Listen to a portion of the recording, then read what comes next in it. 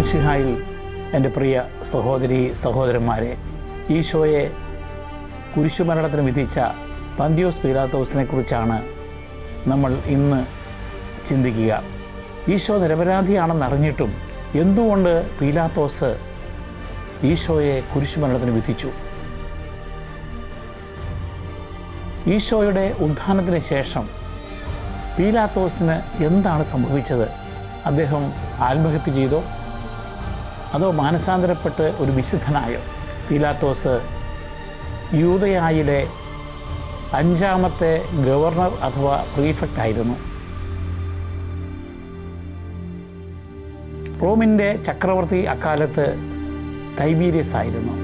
ക്രിസ്തുവർഷം 25 മുതൽ 36 വരെയുള്ള വർഷങ്ങളിലാണ് പീലാത്തോസ് ഗവർണറായി സേവനം ചെയ്തത്.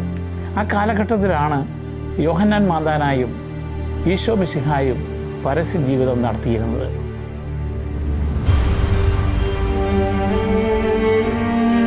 മെഡിറ്ററേനിയൻ കടലിൻ്റെ തീരത്തുള്ള കേസറിയ മരിറ്റിമ എന്ന സ്ഥലമായിരുന്നു പീലാത്തോസിൻ്റെ തലസ്ഥാനം.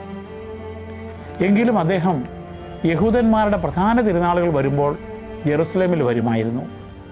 കാരണം യഹൂദന്മാർ അവിടെ ഈ പ്രധാന തിരുനാളുകൾക്ക് ഒന്നിച്ചു കൂടുമ്പോൾ ചിലപ്പോൾ റോമൻ ചക്രവർത്തിക്കെതിരായിട്ട് ഒരു വലിയ പ്രതിഷേധം ഉണ്ടാക്കുമോ, വിപ്ലവം ഉണ്ടാക്കുമോ എന്ന് സംശയിച്ചിരുന്നു. അങ്ങനെ ഒരു പെസഹാ തിരുനാളിന് ക്രമസമാധാനത്തിനു വേണ്ടി ജെറുസലേമിൽ പീലാത്തോസ് വരുമ്പോഴാണ് ഈശോയുടെ പരസ്യ വിചാരണയും നടത്തേണ്ടി വരിക. പീലാത്തോസും യഹൂദന്മാരും തമ്മിൽ ആദ്യകാലം മുതൽ തന്നെ വലിയ ഒരു സംഘർഷം ഉണ്ടായിരുന്നു. അതിൻ്റെ ചരിത്രം ജോസേഫ്യൂസ്, അതോടൊപ്പം തന്നെ അലക്സാണ്ട്രിയൻ തത്വശാസ്ത്രജ്ഞനായിരുന്ന ഫിലോ എന്നിവർ രേഖപ്പെടുത്തിയിട്ടുണ്ട്. യഹൂദന്മാർക്ക് ഈ പീലാത്തോസിനോട് വിരോധമുണ്ടാകുവാൻ ചില കാരണങ്ങൾ പറയുന്നുണ്ട്. ജോസേഫ്യൂസ് പറയുന്നതനുസരിച്ച് കഴുകൻ്റെ ഇമേജുള്ള ആലേഖനം ചെയ്യപ്പെട്ട പടക്കോപ്പുകളുമായിട്ടാണ് പട്ടാളക്കാർ ഈ പീലാത്തോസിനോട് ചേർന്ന് ജെറൂസലമിലേക്ക് വന്നത്. അത് അവരെ പ്രകോപിപ്പിച്ചു. യഹൂദന്മാർ അതിനെതിരെ ശക്തമായ പ്രതിഷേധം ഉണ്ടാക്കി. കേസറിയ മരിറ്റിമയിൽ യഹൂദന്മാർ അതിനെതിരെ പ്രതിഷേധ സമരം നടത്തി. പീലാത്തോസ് അവരെ ഭീഷണിപ്പെടുത്തി. തങ്ങൾ മരിക്കേണ്ടി വന്നാൽ പോലും തങ്ങളുടെ യഹോവയുടെ നിയമത്തിന് വിരുദ്ധമായി പ്രവർത്തിക്കുവാൻ തങ്ങൾ സമ്മതിക്കുകയില്ല എന്ന് യഹൂദന്മാർ ശാഠ്യം പിടിച്ചപ്പോൾ പീലാത്തോസ് പരാജയപ്പെട്ട് അവിടെ നിന്ന് ഈ കഴുക വിഗ്രഹമുള്ള പടക്കോപ്പുകൾ മാറ്റം ചെയ്യേണ്ടി വന്നു. ഫിലോയുടെ രേഖപ്പെടുത്തുന്നതനുസരിച്ച് റോമൻ ചക്രവർത്തിയുടെ ചില അടയാളങ്ങൾ രേഖപ്പെടുത്തിയ പടച്ചട്ടകളുമായിട്ട് ജെറൂസലേമിൽ ചക്രവർത്തിയുടെ ആ കെട്ടിടത്തിന് മുൻപിൽ പീലാത്തോസ് പ്രദർശിപ്പിക്കുവാനിടയായി. അതിനെതിരായിട്ട് യഹൂദന്മാർ തൈബീരിയസ് ചക്രവർത്തിയുടെ മുമ്പാകെ പരാതി കൊടുത്തു.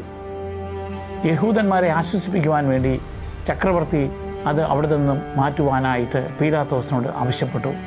അങ്ങനെ പീലാത്തോസിന് വീണ്ടും യഹൂദന്മാരിൽ നിന്ന് പരാജയം ഏറ്റെടുക്കേണ്ടി വന്നു.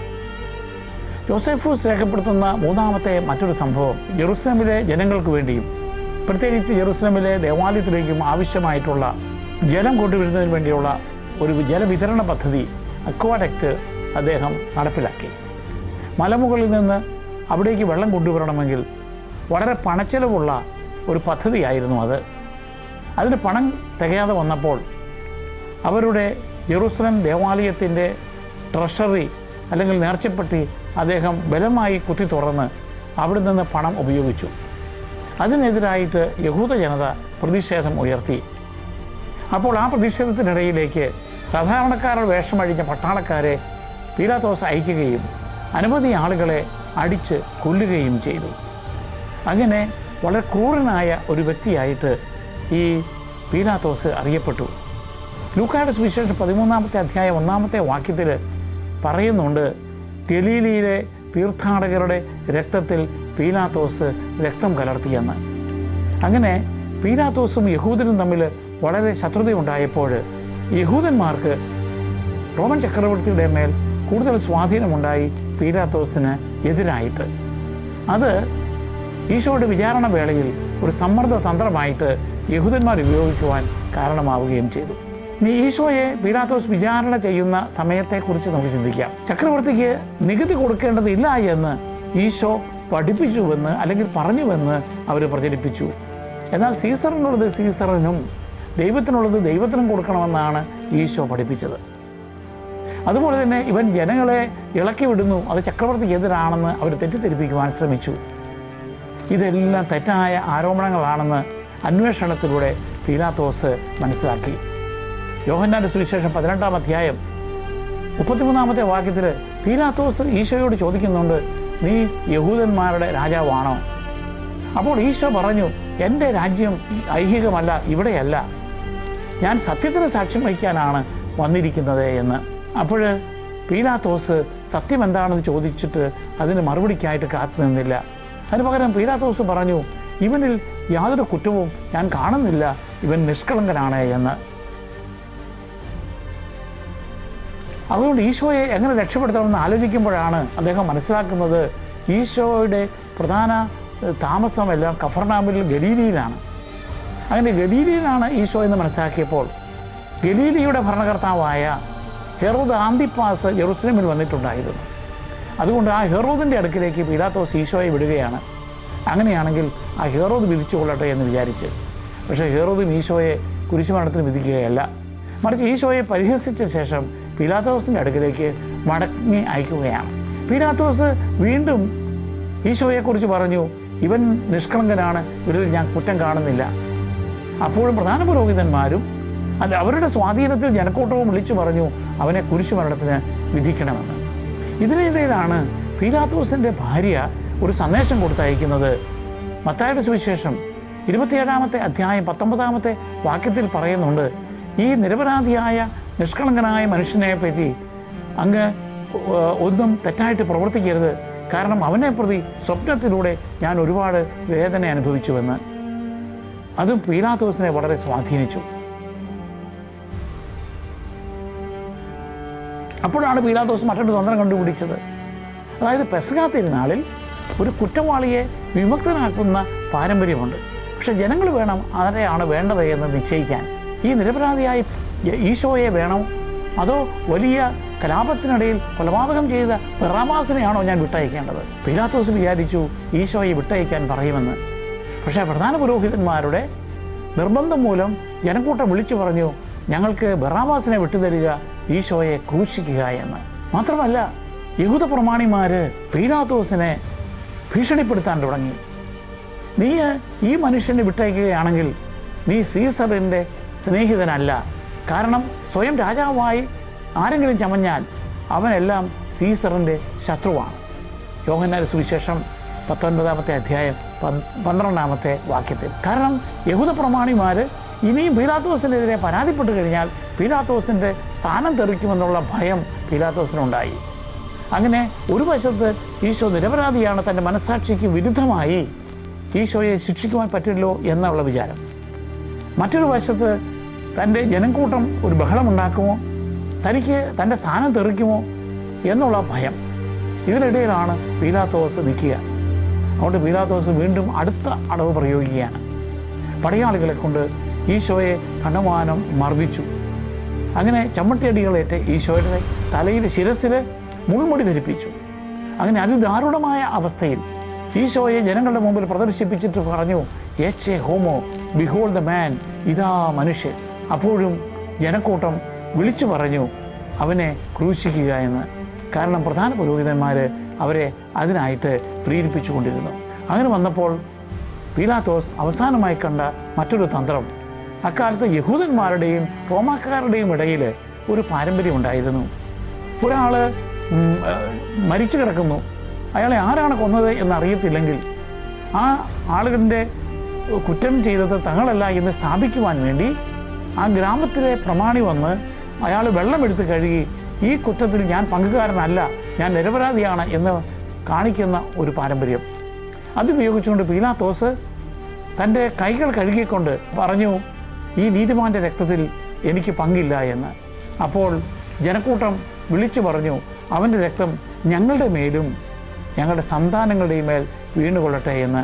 മത്തായിയുടെ സുവിശേഷം 27-ാം അധ്യായം 24-25 വാക്യങ്ങളിൽ. അങ്ങനെ പീലാത്തോസ് കൈ കഴുകിക്കൊണ്ട് സ്വയം കുറ്റവിമുക്തയാകുവാൻ വൃഥ പരിശ്രമിക്കുകയായിരുന്നു.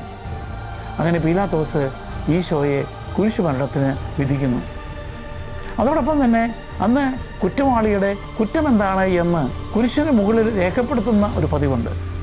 അതിന് പ്രകാരം പീലാത്തോസ് കൊടുത്ത കൽപ്പന യഹൂദന്മാരുടെ രാജാവായ നസ്രായക്കാരൻ ഈശോ എന്ന് ലത്തീൻ ഭാഷയിലും ഗ്രീക്ക് ഭാഷയിലും ഹീബ്രു ഭാഷയിലും എഴുതുവാൻ അദ്ദേഹം കൽപ്പന കൊടുത്തു. യോഹന്നാന്റെ സുവിശേഷം 19-ാം അധ്യായം 19-20 വാക്യങ്ങളിൽ. എന്നാൽ പ്രധാന പുരോഹിതന്മാർ അതിനെ എതിർത്തുകൊണ്ട് പറഞ്ഞു, അവൻ യഹൂദന്മാരുടെ രാജാവാണെന്ന് അവകാശപ്പെട്ടു എന്ന് എഴുതണമെന്ന്. പക്ഷേ പീലാത്തോസ് സമ്മതിച്ചില്ല. ഞാൻ എഴുതിയത് തന്നെ എന്ന് അദ്ദേഹം പ്രസ്താവിച്ചു.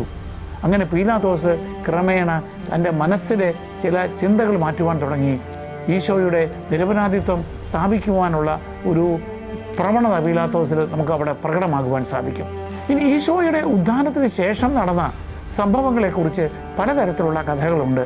അത് കാനോനികമല്ലാത്ത ചില അപ്രമാണിക ഗ്രന്ഥങ്ങളിൽ രേഖപ്പെടുത്തുന്നുണ്ട്. ഒന്ന് പറയുക, ഒരു മെസ്സിയാനിക് മൂവ്മെൻറ്റ് സമറിയയിലുണ്ടായി എന്നാണ്.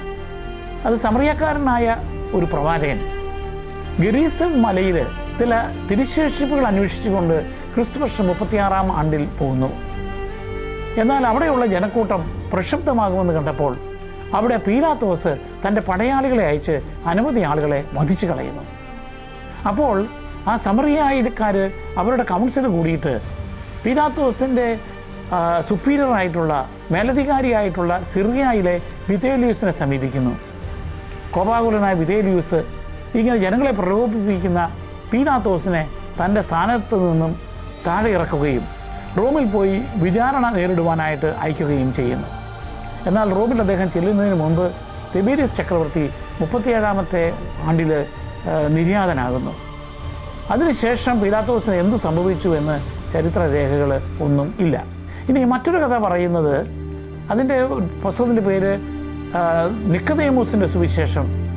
അതിൻ്റെ ഒരു ഉപവിഭാഗമാണ് ആക്ട്സ് ഓഫ് പൈലറ്റ്, പീലാത്തോസിൻ്റെ നടപടി. 4-ാം നൂറ്റാണ്ടിൽ എഴുതപ്പെട്ട ഈ അപ്രമാണിക ഗ്രന്ഥത്തിൽ ഇപ്രകാരം പറയുന്നു: ഈശോയുടെ ഉദ്ധാനത്തിന് ശേഷം അതിന് ഈശോയുടെ ശവകുടീരത്തിന് കാവൽ നിന്നിരുന്ന പടയാളികൾ അവിടെ നടന്ന അത്ഭുത കൃത്യങ്ങൾ പീലാത്തോസിനോട് അറിയിക്കുന്നു. അങ്ങനെ ഈശോ മരിച്ചവരിൽ നിന്ന് ഉദ്ധാനം ചെയ്തു എന്നുള്ളത് പീലാത്തോസിന് മനസ്സിലാക്കി കഴിഞ്ഞപ്പോൾ ഈശോ യഥാർത്ഥത്തിൽ ദൈവപുത്രനാണ് എന്ന് പീലാത്തോസ് മനസ്സിലാക്കുന്നു. പീലാത്തോസിൻ്റെ ഭാര്യ ക്ലൗദിയ പ്രക്കുളായും പീലാത്തോസും അങ്ങനെ മാനസാന്തരപ്പെടുകയും ക്രിസ്ത്യാനികളായി തീരുകയും ചെയ്തുവെന്നാണ് അതിൽ പറയുക. ഇനി മൂന്നാമതൊരു പുസ്തകമുണ്ട്, ബുക്ക് ഓഫ് ദ കോക്ക്, അതായത് കോഴിയുടെ ബുക്ക് എന്നാണ്. എത്യോപ്യനായിട്ട് ഒരു അപ്രമാണിക ഗോസ്പൽ സുവിശേഷമുണ്ട്. അത് എത്യോപ്യയിലെ വിശുദ്ധ വാരത്തിൽ വായിക്കാറുള്ളതാണ്. അതിൻ പ്രകാരം പീലാത്തോസ് ക്രിസ്തുവിൻ്റെ ഒരു അനുയായിയുമായി മാനസാന്തരപ്പെടുന്നു. കാരണം പീലാത്തോസിൻ്റെ ഭാര്യയും മക്കളും ചില അസുഖങ്ങളിൽ നിന്ന് സുഖം പ്രാപിക്കുന്നു.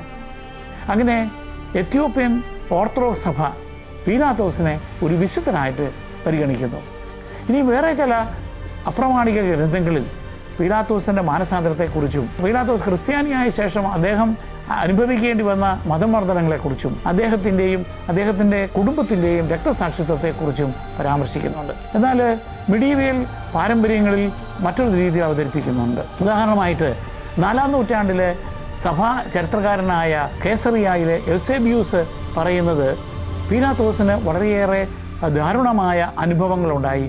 അദ്ദേഹത്തിൻ്റെ ഈശോയെ വിധിച്ചതിൻ്റെ ശിക്ഷയായിട്ട് അവസാനം അദ്ദേഹം നിരാശനായി ആത്മഹത്യ ചെയ്തുവെന്നാണ്. ഇനി മറ്റൊരു കഥ സ്വിറ്റ്സർലൻഡിൽ ഇപ്പോഴുമുള്ള അറിയപ്പെടുന്ന പീലാത്തോസ് മലയെക്കുറിച്ചാണ്. അത് 6-ാം നൂറ്റാണ്ടിൽ എഴുതപ്പെട്ട മോഴ്സ് പീലാത്തി അല്ലെങ്കിൽ പീലാത്തോസിൻ്റെ മരണം എന്ന പേരിൽ അറിയപ്പെടുന്ന ഗ്രന്ഥമാണ്. അതിന് പ്രകാരം പീലാത്തോസ് ആത്മഹത്യ ചെയ്യുന്നു. അക്കാലത്തെ ചക്രവർത്തിയായിരുന്ന നീറോ ചക്രവർത്തി അദ്ദേഹത്തിൻ്റെ മൃതശരീരം റോമിലെ ടൈബർ നദിയിൽ ഒഴുക്കിക്കളയുന്നു. ടൈബർ നദിയിൽ അദ്ദേഹത്തിൻ്റെ ആ മൃതശരീരം ഒരുപാട് പ്രശ്നങ്ങളുണ്ടാക്കുകയാണ്. അവിടുത്തെ വെള്ളം ഇളകുന്നു, വെള്ളം മലിനമാകുന്നു, അശുദ്ധാത്മാക്കൾ അദ്ദേഹത്തിൻ്റെ മൃതശരീരത്തെ പൊതിയുന്നു, അവിടെ വലിയ കോളിളക്കങ്ങൾ ഉണ്ടാകുന്നു. അങ്ങനെ ശല്യം എടുത്തപ്പോൾ റോമാക്കാർ അദ്ദേഹത്തിൻ്റെ മൃതശരീരം തൈബർ നദിയിൽ നിന്നും മാറ്റിയിട്ട് ഫ്രാൻസിൽ ഗോളിലേക്ക് കൊണ്ടുപോയി അവിടെയുള്ള റോൺ നദിയിൽ ഒഴുക്കിക്കളയുന്നു. പക്ഷേ അവിടെയും അതേ പ്രശ്നങ്ങളിലാണ് ഈ മൃതശരീരം ഉണ്ടാവുക. പിശാചുകൾ ഈ മൃതശരീരത്തെ വളയുന്നു, വളരെയേറെ കോളിളക്കങ്ങളുണ്ടാകുന്നു. അങ്ങനെ മടുത്തപ്പോൾ അവിടെ നിന്നും ആ മൃതശരീരം എടുത്ത് ആൽപ്സ് മലയുടെ ഒരു മുകളിൽ കൊണ്ടുപോയി തള്ളുകയാണ്. അവിടെയുള്ള ആ മലയുടെ മുകളിലുള്ള വളരെ ആഴമുള്ള ഒരു തടാകത്തിൽ ലുസൈനിൽ, ഇന്നത്തെ സ്വിറ്റ്സർലൻഡിൽ അദ്ദേഹത്തിൻ്റെ ബോഡി അതിൽ താത്തിക്കളയുന്നു. അവിടെയും ഈ മൃതശരീരം പ്രശ്നങ്ങൾ ഉണ്ടാക്കുന്നു. അതുകൊണ്ട് അവിടെയുള്ള ആളുകൾ അതിന് കൊടുത്ത പേരാണ് പീലാത്തോസ് മല. അവരുടെ വിശ്വാസമനുസരിച്ച് എല്ലാ ദുഃഖവെള്ളിയാഴ്ചയും പീലാത്തോസിൻ്റെ മൃതശരീരം പൊങ്ങി വരുന്നു. ആ തടാകത്തിൽ അദ്ദേഹം എഴുന്നേറ്റ് നിന്ന് അദ്ദേഹത്തിൻ്റെ കൈകൾ വീണ്ടും പാപമോചനത്തിന് വേണ്ടി അദ്ദേഹം വൃഥ കഴുകുന്നു. അതുകൊണ്ട് ദുഃഖവെള്ളിയാഴ്ചകളിൽ അങ്ങോട്ടാരും പോകരുത് എന്നുള്ള ഒരു പാരമ്പര്യമുണ്ടായിരുന്നു. അങ്ങനെ ആളുകൾ പോകാതെ വന്നപ്പോൾ 1585 സ്വിറ്റ്സർലൻഡുകാരനായ ഒരു പാസ്റ്റർ അദ്ദേഹം ഈ മലയുടെ മുകളിൽ ചെന്ന് ഈ തെറ്റായ ധാരണയെ തിരുത്തുന്നു. അതായത് അദ്ദേഹം പറഞ്ഞു, ഞാൻ ദുഃഖവെള്ളിയാഴ്ച പോയി ഞാൻ അവിടെ അങ്ങനെ പീലാത്തോസിൻ്റെ ഒരു മൃതശരീരം പൊങ്ങി വരുന്നത് കണ്ടില്ല. അങ്ങനെ ആ ലെജൻഡ് പിന്നീട് കെട്ടടങ്ങുകയുണ്ടായി. ഈ വെറോണിക്കയാണ് ഈശോയുടെ തിരുമുഖം തുടച്ചതായിട്ട് നമ്മൾ വിശ്വസിച്ച് പോരുക. അതിൽ ആ തൂവാലയിൽ ഈശോയുടെ മുഖത്തിൻ്റെ ചിത്രം പതിഞ്ഞതായിട്ടാണ് കഥ. തൈബേരിയസിൻ്റെ സുഖം പ്രാപിക്കൽ എന്ന പേരിൽ അറിയപ്പെടുന്ന 5-ാം നൂറ്റാണ്ടിലോ 7-ാം നൂറ്റാണ്ടിലോ എഴുതപ്പെട്ടതായ ഒരു പുസ്തകത്തെ അടിസ്ഥാനപ്പെടുത്തിയാണ് അത്. അതനുസരിച്ച് തൈബേരിയസ് ചക്രവർത്തിക്ക് വളരെ കഠിനമായ ഒരു അസുഖമുണ്ടാകുന്നു. ഒരുപക്ഷെ കുഷ്ഠരോഗമായിരിക്കാം. അങ്ങനെ വരുമ്പോൾ അദ്ദേഹം അറിയുന്നു ഈ വെറോണിക്ക ഈശോയുടെ ദുർമുഖം തുടച്ച ആ തുവാലയിൽ ഈശോയുടെ ചിത്രമുണ്ട് എന്നും ആ തുവാല കൊണ്ടുവന്ന് സ്പർശിച്ചാൽ രോഗസൗഖ്യം പ്രാപിക്കുമെന്നും. അങ്ങനെ ചക്രവർത്തി ആവശ്യപ്പെട്ട പ്രകാരം വെറോണിക്ക റോമിലേക്ക് പോവുകയും തൈബീരസ് ചക്രവർത്തിയുടെ രോഗം സുഖമാക്കുകയും ചെയ്യുന്നു. അതിനോട് നന്ദി തോന്നിയ ചക്രവർത്തി ഈശോയെക്കുറിച്ച് കൂടുതലായിട്ട് അന്വേഷിക്കുമ്പോൾ പീലാത്തോസാണ് ഈശോയെ കുരിശുമരണത്തിന് വിധിച്ചത് എന്ന് മനസ്സിലാക്കുന്നു. അപ്പോൾ ചക്രവർത്തി പീലാത്തോസിനെ റോമിൽ നിന്ന് തിരികെ വിളിക്കുന്നു. അദ്ദേഹത്തിന് ശിക്ഷയായിട്ട് നാട് കടത്തുന്നു, അല്ലെങ്കിൽ ജയിലിൽ ആക്കുന്നു. അങ്ങനെ നാട് കടത്തപ്പെട്ട പീലാത്തോസ് മരിക്കുന്നു, അല്ലെങ്കിൽ അദ്ദേഹം നിർബന്ധമായിട്ട് ആത്മഹത്യ ചെയ്യുവാൻ പ്രേരിതനാവുകയും ആത്മഹത്യ ചെയ്യുകയും ചെയ്യുന്നു. ഇങ്ങനെയുള്ള കഥകളെല്ലാം ചില ധാർമ്മികമായ കാര്യങ്ങൾ പഠിപ്പിക്കുവാൻ വേണ്ടിയാണ്. കുറ്റം ചെയ്യുന്നവന് ശിക്ഷ ലഭിക്കും എന്ന് ബോധ്യപ്പെടുത്തുവാൻ വേണ്ടിയുള്ള ഭാവനാത്മകമായ കഥകളായിട്ടാണ് കണക്കാക്കപ്പെടുന്നത്. എന്നാൽ പൗരസ്ത്യ സഭകൾ പീലാത്തോസിനെ ആദരിക്കപ്പെടുന്ന ഒരു വ്യക്തിയായി അവതരിപ്പിക്കുന്നു. എത്യോപ്യൻ സഭയാകട്ടെ പീലാത്തോസിനെ ഒരു വിശുദ്ധനായും അവതരിപ്പിക്കുന്നു. എന്നാൽ ഇതൊന്നും ചരിത്രപരമായി തെളിയിക്കപ്പെട്ട വസ്തുതകളല്ല. ഇനി ആദിമ ക്രൈസ്തവ സഭയിലെ സഭാപണ്ഡിതന്മാരുടെ വ്യാഖ്യാനങ്ങൾ നോക്കാം. തെർത്തുല്യൻ 155 മുതൽ 220 വരെയുള്ള കാലഘട്ടത്തിൽ ജീവിച്ചിരുന്ന അദ്ദേഹം 197 എഴുതപ്പെട്ട അപ്പോളജി എന്ന് പറയുന്ന പുസ്തകത്തിൽ ഇപ്രകാരം പറയുന്നു. അതായത് ഈശോയുടെ ഉത്ഥാനത്തിന് ശേഷം പീലാത്തോസ് തൈബീരസ് ചക്രവർത്തിക്ക് അവിടെ എന്താണ് നടന്നത് എന്നും ഈശോയെ ചെയ്ത അത്ഭുതങ്ങളെക്കുറിച്ചും എല്ലാം വിവരിച്ച് എഴുതുകയാണ്. അപ്പോൾ തൈബീരസ് ചക്രവർത്തി ഈശോയുടെ ദൈവത്വത്തെ, ഈശോ ദൈവപുത്രനാണ് എന്ന് മനസ്സിലാക്കുകയും അത് വിശ്വസിച്ചുകൊണ്ട് റോമൻ ദേവന്മാരുടെ എണ്ണത്തിൽ ഈശോയെ കൂടി ചേർക്കണമെന്ന് റോമൻ സെനറ്റിനോട് ആവശ്യപ്പെടുകയും ചെയ്യുന്നു. എന്നാൽ റോമൻ സെനറ്റ് അത് ഒരു ഇൻവെസ്റ്റിഗേഷൻ പഠനം നടത്താത്തതിൻ്റെ പശ്ചാത്തലത്തിൽ അതിനെ അംഗീകരിക്കുവാൻ തയ്യാറാകുന്നില്ല. എങ്കിലും ഒരു പരിധിവരെ ക്രിസ്ത്യാനികളെ തൈബീരസ് ചക്രവർത്തി രക്ഷിച്ചിരുന്നുവെന്നാണ് അദ്ദേഹം രേഖപ്പെടുത്തുക. ഇനി 184 മുതൽ 253 വരെ കാലഘട്ടത്തിൽ ജീവിച്ച ഒറിജൻ ഓഫ് അലക്സാണ്ട്രിയയിലെ ഒറിജൻ, അദ്ദേഹം ഒരു ബൈബിൾ സ്കോളറാണ്. അദ്ദേഹം രേഖപ്പെടുത്തുന്നത്, അല്ലെങ്കിൽ അദ്ദേഹം എഴുതിയത് ഇപ്രകാരമാണ്: പീലാത്തോസിൻ്റെ ഭാര്യ പ്രൊക്കൂള ഒക്കെ ഉണ്ടായ സ്വപ്നം അതൊരു ദൈവ നിയോഗപ്രകാരം ഉണ്ടായതാണെന്നും അവൾ ക്രിസ്ത്യാനിയായി മാനസാന്തരപ്പെട്ടുവെന്നുമാണ്. 354 മുതൽ 430 വരെ കാലഘട്ടത്തിൽ ജീവിച്ച വിശുദ്ധ അഗസ്തീനോസ് പറയുന്നത്, സഭയുടെ വിശ്വാസ പ്രമാണത്തിൽ പന്തിയോസ് പീലാത്തോസിൻ്റെ കാലത്ത് പീഡകൾ സഹിച്ച് കുരിശിൽ മരിച്ച് അടക്കപ്പെട്ടു എന്ന് ഈശോയെക്കുറിച്ച് പറയുന്നത് ഈശോ ഒരു ചരിത്ര പുരുഷനായിരുന്നുവെന്നും പീലാത്തോസും ഒരു ചരിത്രപുരുഷനായിരുന്നുവെന്നും ചരിത്രത്തിൽ നടന്ന ഒരു സംഭവമാണെന്നും അദ്ദേഹം വ്യാഖ്യാനിക്കുന്നു. കൂടാതെ ഈശോയുടെ കുരിശിന് മുകളിൽ എഴുതപ്പെട്ടതായ യഹൂദന്മാരുടെ രാജാവാണ് ഈശോ എന്നത് ഒരു ദൈവികമായ നിയോഗമാണെന്നും ലത്തീൻ, ഗ്രീക്ക്, ഹീബ്രു അങ്ങനെയുള്ള അക്കാലത്തെ ഭാഷകളിൽ എഴുതപ്പെട്ടത് ലോകത്തിൻ്റെ എല്ലാ ഭാഗങ്ങളിലേക്കും ക്രിസ്തുവിൻ്റെ രാജ്യത്വത്തെ പ്രഖ്യാപിക്കുമെന്നും അദ്ദേഹം വ്യാഖ്യാനിക്കുന്നു. കത്തോലിക്കാ സഭയുടെ പ്രബോധനങ്ങളും പാരമ്പര്യങ്ങളും അനുസരിച്ച് നമ്മളുടെ വിശ്വാസ പ്രമാണം ഏറ്റി ചെല്ലുമ്പോൾ നമ്മൾ എപ്പോഴും പീലാത്തോസിനെ അനുസ്മരിക്കുന്നുണ്ട്. കാരണം അദ്ദേഹത്തിൻ്റെ കാലഘട്ടത്തിൽ ഈശോ കുരിശിൽ മരിക്കുകയും അടക്കപ്പെടുകയും ചെയ്തുവെന്ന് നമ്മൾ ഏറ്റുപറയുന്നുണ്ട്. ചരിത്ര വസ്തുതയായിട്ട് സഭ അതിനെ അവതരിപ്പിക്കുന്നുണ്ട്. കൂടാതെ യൂദാസ്, സാൻഹെദ്രിൻ സംഘം, പീലാത്തോസ് മുതലായവരുടെ വ്യക്തിപരമായ പാപം അത് നിശ്ചയിക്കുന്നത് ദൈവം മാത്രമാണെന്നും നമുക്ക് അവരെ വിധിക്കുവാൻ അവകാശമില്ലെന്നും പഠിപ്പിക്കുകയാണ്. പീലാത്തോസിനെ ഒരിക്കലും കാനോനികമായി അംഗീകരിക്കപ്പെട്ട ഒരു വിശുദ്ധനായിട്ട് സഭ കണക്കാക്കുന്നില്ല. അതുപോലെ തന്നെ പീലാത്തോസിൻ്റെ ഭാര്യയായ പ്രൊക്കുളായേനെയും ഈ വിശുദ്ധരുടെ പട്ടികയിൽ കത്തോലിക്ക സഭ കണക്കാക്കിയിട്ടുമില്ല.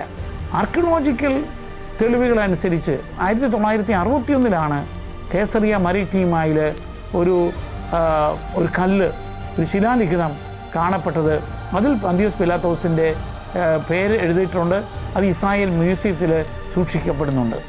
അതുപോലെ തന്നെ പീലാത്തോസിൻ്റെ പേര് എഴുതപ്പെട്ട ചില നാണയങ്ങളും കണ്ടെടുക്കപ്പെട്ടിട്ടുണ്ട്.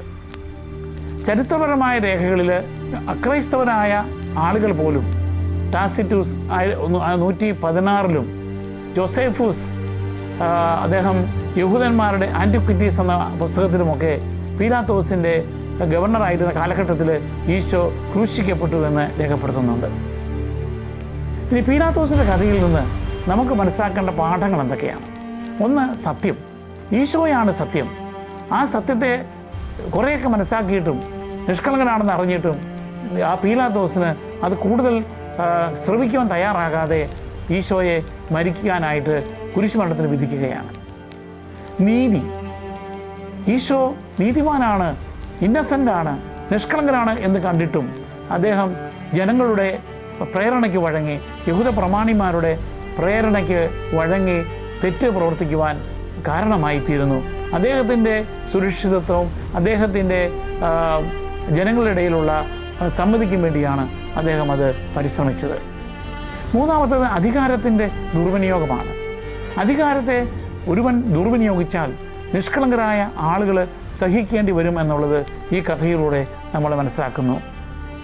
പിന്നെ മറ്റൊന്ന്, ജനങ്ങളുടെ മേൽ കുറ്റം ചാർത്തിക്കൊണ്ട് ജനങ്ങളുടെ വലിയ പ്രഷർ കൊണ്ടാണ് എന്ന് പറഞ്ഞ് സ്വയം ഒഴിയുവാനാണ് പീലാത്തോസ് ശ്രമിച്ചത്.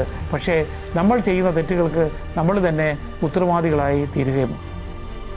ചില അപ്രമാണിക ഗ്രന്ഥങ്ങളിൽ പീലാത്തോസിനെ വിശുദ്ധനായിട്ടോ അല്ലെങ്കിൽ ന്യായീകരിക്കുന്ന രീതിയിലോ അവതരിപ്പിക്കുന്നതിൻ്റെ കാരണം ദൈവം നമ്മൾ എത്ര വൈകിയാണെങ്കിലും മാപ്പ് അപേക്ഷിച്ചാൽ ക്ഷമിക്കുമെന്ന് കാണിക്കുവാൻ വേണ്ടി, മാനസാന്തരത്തിൻ്റെ പാഠം പഠിപ്പിക്കുവാൻ വേണ്ടിയാണ്. പീലാത്തോസ് ബാഹ്യമായി ഒരു ആചാരമെന്ന നിലയിൽ കൈ കഴുകിക്കൊണ്ട് കുറ്റവിമുക്തനാകാൻ ശ്രമിച്ചു എന്ന് വരികിലും അതിൻ്റെ പേരിൽ അദ്ദേഹം കുറ്റവിമുക്തനാകുന്നില്ല.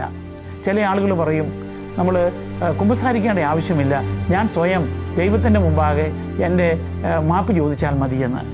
എന്നാൽ അതല്ല, കൂദാശപരമായ ആ കുമ്പസാരത്തിലൂടെ നമുക്ക് പാപമോചനം കണ്ടെത്തുവാൻ സാധിക്കണം. ജനക്കൂട്ടത്തിൻ്റെ പ്രേരണയാണോ ഈശോയെ പറ്റിയുള്ള ബോധ്യമാണോ നമ്മളെ നയിക്കേണ്ടത് എന്നുള്ളതും നമ്മൾ ചിന്തിക്കണം. ഞാൻ ക്രിസ്തുവിനോട് കൂടി നിൽക്കുമോ അതോ ബറാബാസിൻ്റെ കൂടെ നിൽക്കുമോ എന്ന്. നമുക്ക് ഒരു പ്രാർത്ഥനയോടെ അവസാനിപ്പിക്കാം. സ്നേഹനാഥ്യനായ ഈശോയെ, പീലാത്തോസ് അങ്ങയെ വിചാരണയ്ക്ക് വശംവദനാക്കിയപ്പോൾ അങ്ങ് എത്രയോ ശാന്തനായി പീലാത്തോസിൻ്റെ മുമ്പിൽ നിന്നു. സത്യത്തിനും നീതിക്കും വേണ്ടി സാക്ഷ്യം വഹിക്കുവാൻ അങ്ങ് ഞങ്ങളെ സഹായിക്കണമേ. ഞങ്ങളുടെ വിശ്വാസത്തിനു വേണ്ടിയുള്ള പ്രതിസന്ധി ഘട്ടങ്ങളിൽ അങ്ങയുടെ സാന്നിധ്യവും ശക്തിയും ഞങ്ങളോടൊത്തുണ്ടാകണമേ. പീലാത്തോസിനെ പോലെ ബലഹീനരാകാതെ, സമൂഹത്തിൻ്റെ പ്രഷറിന് കാരണഭൂതരാകാതെ അങ്ങേക്ക് വേണ്ടി, സത്യത്തിനു വേണ്ടി, സഭയ്ക്ക് വേണ്ടി നിലകൊള്ളുവാൻ ഞങ്ങളെ സഹായിക്കണമേ. സ്വയം കൈകൾ കഴുകിക്കൊണ്ട് ഞങ്ങളുടെ ഉത്തരവാദിത്വങ്ങളിൽ നിന്ന് മാറുവാൻ ഞങ്ങളെ ഇടയാക്കരുതേ. അങ്ങനെ നീതിക്ക് വേണ്ടി, നിലകൊള്ളുവാനും അങ്ങേക്ക് വേണ്ടി മരണം വരെ സാക്ഷ്യം വഹിക്കുവാനും ആ സാക്ഷ്യത്തിനനുസരിച്ച് ഞങ്ങളുടെ സ്വർഗീയമായ വിധിയാളൻ്റെ മുൻപാകെ അങ്ങയുടെ മുമ്പാകെ നിൽക്കുമ്പോൾ അങ്ങയുടെ ന്യായാസനത്തിന് മുമ്പാകെ ഞങ്ങൾ നീതീകരിക്കപ്പെടുന്നതിന് സ്വർഗീയമായ സൗഭാഗ്യം അനുഭവിക്കുന്നതിന് അങ്ങയുടെ രാജ്യത്തിലേക്ക് ഞങ്ങളെ അർഹരാക്കണമേ എന്ന് ഞങ്ങൾ പ്രാർത്ഥിക്കുന്നു. നിത്യം പിതാവും പുത്രനും പരിശുദ്ധാത്മാവുമായ സർവേശ്വര. ആമേൻ.